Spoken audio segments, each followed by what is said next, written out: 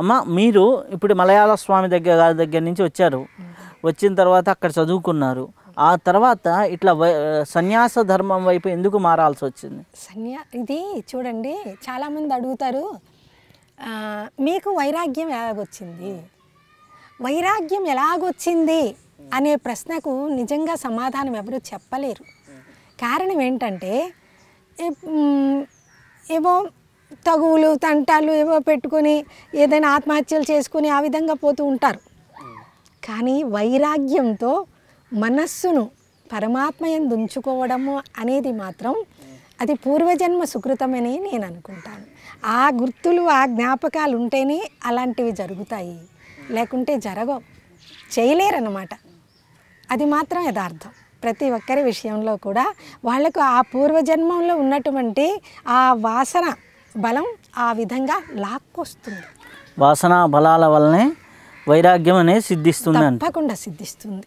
అందుకే అక్కడ ఏం చెప్తున్నారంటే శ్రద్ధ, భక్తి, ధ్యానం, యోగం గదవేహి అవి వచ్చిన తర్వాత నకర్మణా న ప్రజాధనేనా త్యాగేనైకే అమృతత్వ మానసు.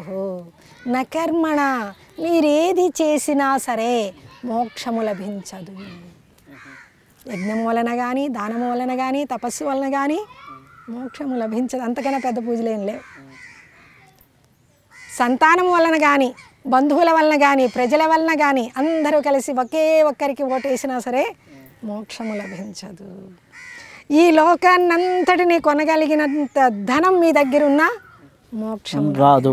ఇంకా ఆ మాత్రానికి ఆ డబ్బును నమ్ముకోవడం ఎందుకు, ఈ జనాన్ని నమ్ముకోవడం ఎందుకు? ఒక్కడిని నమ్ముకుంటే సరిపోతుంది కదా. ఈ నమ్ముకోవడం అనేదే ఇక్కడ త్యాగం అనేది. అంటే వాటినన్నిటినీ మనస్సు నుంచి దూరంగా ఉంచడమే. ఉండండి ఇంట్లోనే, మీరు ఎక్కడికో అడవికి వెళ్ళాల్సిన అవసరం లేదు. మోక్షాన్ని పొందిన వాళ్ళలో జనక చక్రవర్తి, జనకుడు చక్రవర్తి అంటే చూడండి ఎన్ని వ్యాపకాలు ఉంటాయి.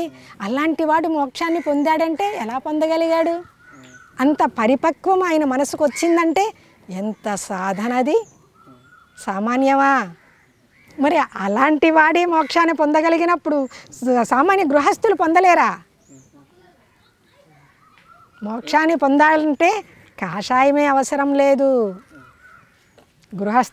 అందరూ కూడా అర్హులే. అందుకే సత్య శోధన లక్ష్య సాధన కలిగిన ప్రతి మానవుడు మహాత్ముడే.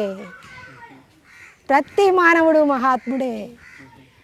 మీరు ఇందనక చెప్తూ భోజనం పెడుతూ ఇది అవసరమా అని ప్రతి ఒక్క వస్తువు, నేను కుర్చీల గురించి అడిగినప్పుడు నేను ఇంట్లో కుర్చీలు అవసరమా, కుర్చీలు లేకుండా కూర్చోలేమా అన్నారు. అలాగే ప్రతి వస్తువు ఇది అవసరమా? ఇప్పుడు చూడండి, పెంచుకుంటే పెరిగిపోతూ ఉంటుంది, తుంచుకుంటే విరిగిపోతుంది. కాబట్టి ఈ లోకానికి వచ్చింది మనం ఇక్కడ పెంచుకోవడానికి రాలేదు. ఈ మర్త్యలోకము రెండిటికి మధ్యలో ఉంది. చూడండి, ఇది ద్వారం వంటిదట. మానవ జన్మ ఎలాంటిది అంటే ద్వారం లాంటిది. లోపలికి వస్తావా, వచ్చేయి, లేదా బయటికి వెళ్ళిపోతావా, వెళ్ళిపో.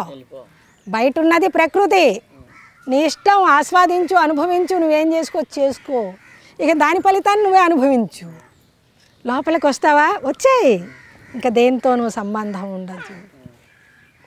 ఆ తలుపులు అక్కడికి వేసేస్తే సరే, నీ అంతటా నువ్వు ఉండు.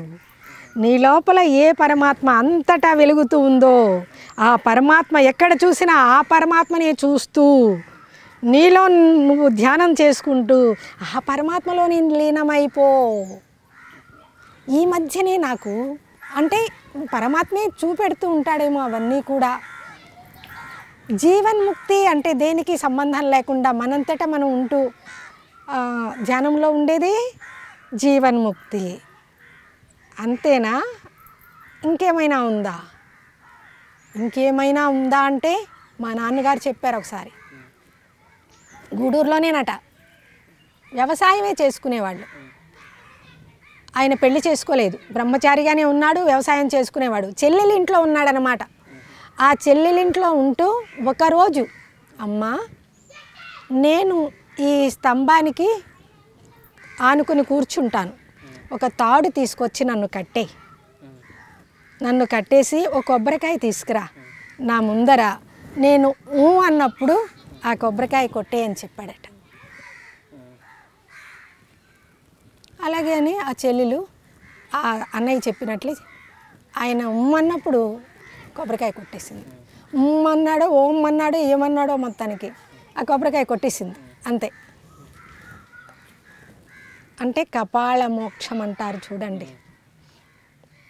ఈ రంధ్రాలన్నీ కూడా బంధింపబడి ఏ రంధ్రం అయితే మనం వచ్చినప్పుడు ప్రాణం పోసాడో అందులో నుండి ఎవరికైతే ప్రాణం పోతుందో వాళ్ళు మోక్షాన్ని పొందిన వాళ్ళు.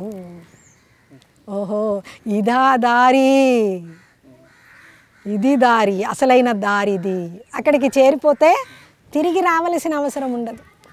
ఇంకెక్కడికి వెళ్ళినా ఎక్కడికి వెళ్ళినా మళ్ళీ రావాల్సిందే.